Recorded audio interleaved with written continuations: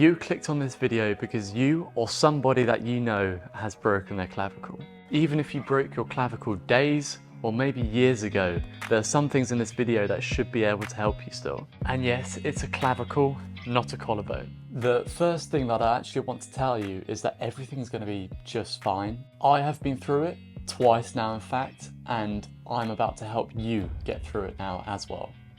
This is me 6 months ago, and safe to say I was not in a good way.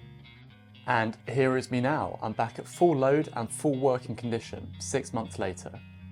Later in this video, I'm going to help you get back to normal function by giving you some exercises that progressively help you get back to that normal function. Later in this video, I also want to go over some of the personal experiences that I had when I was coming back from my clavicle fracture that you might experience as well. But before we get to the rehabilitation of the shoulder, back to the start. So you've just broken it. Yeah, it's gonna hurt. I know, I've been there, and these first few days are gonna be the worst of it. You can probably barely move or walk. The sling is never in the right position, no matter what you do with it. There's a good chance that you're using your non-dominant hand to eat, and on the other side, you can't even use a knife. You have to sleep on your back, you can't even lie on either side, and every time you want to go up for a pee, you use all of these muscles around there, and that hurts too. And now that you're in the bathroom, you got to use your non-dominant hand just to wipe. You know what, you're starting to get the point. It sucks, I get it. But I'm going to be the one to tell you this now. Quit your moaning, because we have work to do. If you want to get back to normal life as quickly as I did, then you need to listen up. And this is because I'm a sports physiotherapist, and this is literally where I work, helping people get back to normal or back to their sport when they've had an injury, such as the clavicle.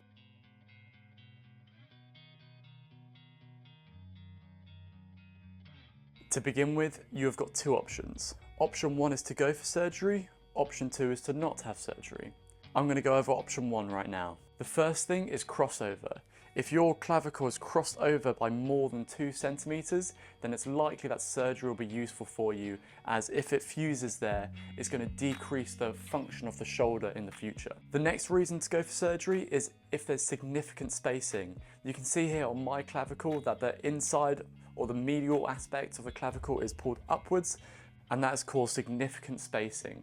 It can heal like that, but it's easier if you put it back together. The third reason that you might need to go for surgery is the location of the break itself. If it's more laterally, you might have damaged some ligaments to the side as well, but usually it's more towards the middle of the clavicle itself. I don't need to go into too many details about the surgery because your surgeon will do that for you. What I can tell you is that it's called an ORIF surgery. So open reduction internal fixation of the clavicle itself. There are some actual upsides to having the surgery, and the first one is a faster recovery time. The reason we recover faster is because the bone is now fixed in place, and actually it won't move, it will just fuse in that spot, and it will give you much more stability. It will allow you to use the arm a lot earlier and a lot quicker than you would if you didn't have the surgery. There are some downsides to the surgery, the first one being you need surgery.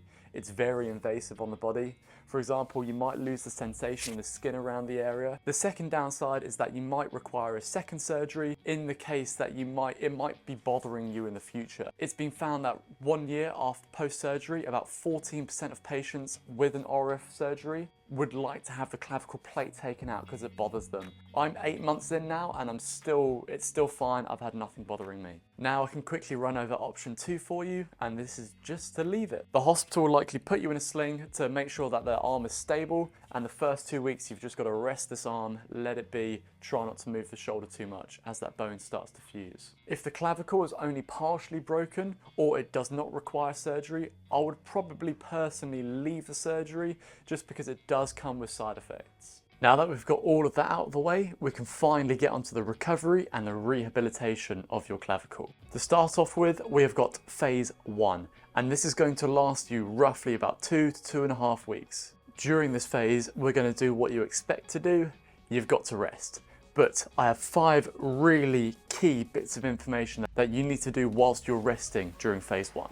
The first thing that you're going to need to help your recovery in these first 2 weeks is good nutrition. I'm talking about lots of veg, keeping off too many carbohydrates, making sure you're getting enough protein in. This is all going to help you recover faster. Number 2 is trying to make sure you get good sleep. As I said earlier, it's going to be hard, especially for the first week, but you'll get used to sleeping on your back and eventually you'll be able to get more time and more quality sleep. If you miss the sleep step, then it's going to take longer for the bone to heal. My third major point is stay off the goddamn alcohol and the goddamn cigarettes. They are so bad for bone healing. If you drink too much alcohol or smoke too much, you're likely to suffer from a mal or non-union of the area where it basically fuses funny or doesn't fuse at all. Especially important in the first 2 weeks. My fourth big tip is to actually stay off sugary foods. I'm talking sweets, I'm talking chocolate. I know you're in a bad mood, you've just got a broken bone and it's going to make you feel better, but it's actually not, because what's going to happen is you're going to cause more inflammation. The sugary foods cause more inflammation in the body and that's going to irritate the fracture a lot more. My fifth and final tip is to not put ice on the area to reduce pain. When you put ice on there, you slow the cellular activity that's going on to help the bone heal and put down some new collagen tissue to reform the area. I'd recommend just using painkillers such as ibuprofen or paracetamol instead. I'm now going to teach you how to get back to normal life. And to be honest, the exercises are simple because that's actually all they need to be to really work the area that we need to target. But they do work, so follow my next steps and you should be all good. If you took the surgery route to get the plate in here like I have, your recovery time is going to be quicker. That's because the plate adds stability to the area for you. If you haven't had the surgery, what you can do to these recovery phases is you can pretty much double them. Okay, so if you've had the plate, follow my times. If you haven't had the surgery, then I would probably double the times.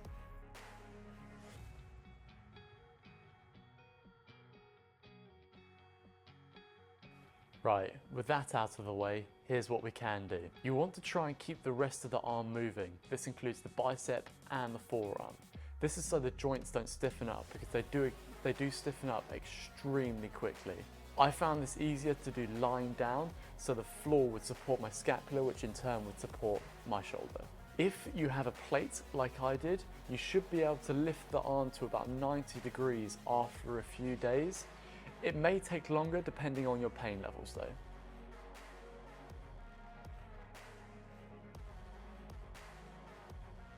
With the first 2 weeks out of the way, we can now start to work with our pain levels instead of working to a chronological time scale. Each exercise that I'm about to show you is in difficulty order, going from the easiest to the hardest. You should be able to do each exercise pain-free with full range of movement before moving on to the next exercise. Just so you know now, you'll be able to feel the area of the break, but this is okay if you just feel it. It's when the pain starts to come in that we're working too hard. So with all of these exercises, I would push to the point where you can just about feel where the break is, but you don't need to push further into pain. Feeling good, pain bad. If you're a cyclist, which there's a good chance you are if you're watching this video, or any other form of athlete that wants to try and maintain their endurance as much as possible, then we can probably start to get back on the bike at this point. You can either sit upright like I did, or you can just hold on with the other hand and start spinning and maintain the endurance in your legs. Keep in mind though that you probably won't be able to sit on here for as long as you normally would if you weren't injured. My first exercises here are going to be just a simple front raise and a lateral raise with a bent elbow. They don't need to be anything more. You only need to go to 90 degrees if you want to, but if you can go higher pain-free, I would recommend starting to do this after about 3 weeks. I would also recommend doing about 5 to 10 repetitions just here and there throughout the day as and when your pain levels are low. If that is starting to feel good, then you can then start to go for a much higher lateral raise, straight arm this time, just bringing those arms up. You might find that it starts to feel uncomfortable to begin with, but as you get better and stronger, this will feel better and you'll be able to get higher and higher. If you're starting to get through those first 2 exercises pain-free, we can now move on to a standing wall plank. This starts to introduce some very light load onto the shoulder, and if you want to make it harder or increase the load, you can then increase the angle or step further away from the wall. Then, if that's starting to feel great too, you can also level up further onto the single arm wall plank, and increase difficulty from there. I'll leave it up to you, just depending on your pain levels. Now we can come onto phase 3, and this is going to be about 6 weeks after the fracture. The actual fracture site will now start to become a lot more stable as the bone starts to mineralize and harden up. Here we can slowly start to reintroduce your normal daily life activities. As usual, if you're pain-free or you can just about feel it, it's going to be okay. If you start to feel pain, just bring it back a little bit or do a little bit less work on it. Here are my recommended exercises for phase 3. My first exercise in phase 3 is going to be scapular retractions. Quite literally, it's squeezing the shoulder blades together in the middle of the back with some nice hard force. As the clavicle is attached directly to the scapula, this is going to start putting force on the clavicle as well as increasing range of movement.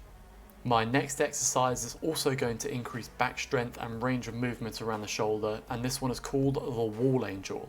You want everything touching the wall, your heels, your bum, your back, your head, elbows and hands, like you're splat against the wall. You're then going to try and slide those hands up as high as they will go. When you get to your end point, just try and push through 1 more centimetre, and that's going to slowly increase the range of movement and strength around the back of the shoulder. Going back to the wall, we can now start to use that load and the movement that we've gained from those scapular retractions and just start doing the exact same movement on the wall, increasing strength and stability from the shoulder, but slowly increasing the load. My final exercise for phase 4 is going to be the hand plank, and if this is starting to become pain-free, you can then increase the levels further and you can start to take one hand off and just start playing around with that hand. That's going to increase the load onto whichever shoulder that you have broken. My final phase is phase 4, and this comes about 10 to 12 weeks after the initial fracture, or after when you got your plates put in place. Your fracture should be healing really well by now, so we can actually start to increase the load. If you're not doing gym work, this is the time to start. Here are the exercises that I recommend in phase 4 for increasing the strength around the area, and they're actually going to help reduce the pain in the area as well. They are simple, but they only need to be. The clavicle isn't a complex area to work, so we don't need complex exercises to do this. I would also keep the repetitions simple on this. I would do 8 repetitions and 3 sets of each exercise. If you have any further questions or any specific questions about the rehabilitation of the clavicle itself, please feel free to put them down below and I will do my best to get back to you and answer them. The first exercise that I have for you is the dumbbell chest press. I want you to make sure you're keeping your shoulders locked down away from the ears the whole way through the movement and push away from the nipple line, not high up by the ears. As you slowly get stronger and more comfortable lifting the weights, you can then start to increase the weights at your rate. The next exercise is shoulder press. Of course, make sure you're seated with a nice upright posture, and from there, start light for me, and you can slowly increase the weight of the dumbbells as your shoulder gets more comfortable and you start to get stronger. Making sure that your back strength isn't neglected, I have 3 levels of exercise here. The first one, you can use the suspension trainer, which you can kind of self-adjust. The further forward your feet are, the harder it is. The second exercise that I've got is a lat pull down, where you can really start to increase the weight of the exercise. And then finally, if your shoulder is feeling really good, you can actually move on to pull-ups. Of course, you can slowly increase the weight and the difficulty as you go through the exercises.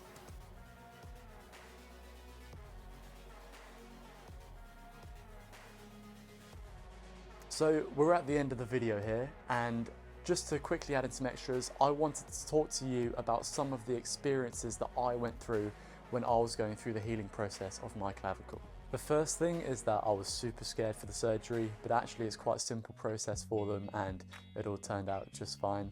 And I kept asking around, I was like, what's it like going under for surgery? And everyone's like, it's scary at first, but it's okay once it's done. And they were all right, it is. The next thing is that after surgery, I only actually needed painkillers for 2 days. Really because my pain levels were getting to the point that it was only sore when I accidentally moved my arm. And personally, I didn't think it was necessary for me to take painkillers when I was just sitting around doing nothing pain-free anyway. Without the painkillers as well, it also gave me a better gauge of how my recovery was going for the clavicle itself. With that being said, post-surgery is going to be different for everybody, so you do what you need to do painkillers wise. it's going to be okay. The next thing I'd say is, like, if you've had a plate in like me, or if it wasn't a full break of the clavicle, after about 2.5 weeks I didn't need the sling at all. I was kind of just carrying it around so people were more careful about bumping into me in public and things like that. But once again, this is a personal thing, and you can start to reduce your use of the sling whenever it starts to feel right for you, whenever you start to become pain-free. The next thing I want to talk to you about is something that was a real pain, and that was actually the scar tissue was starting to become really stiff around this whole area here.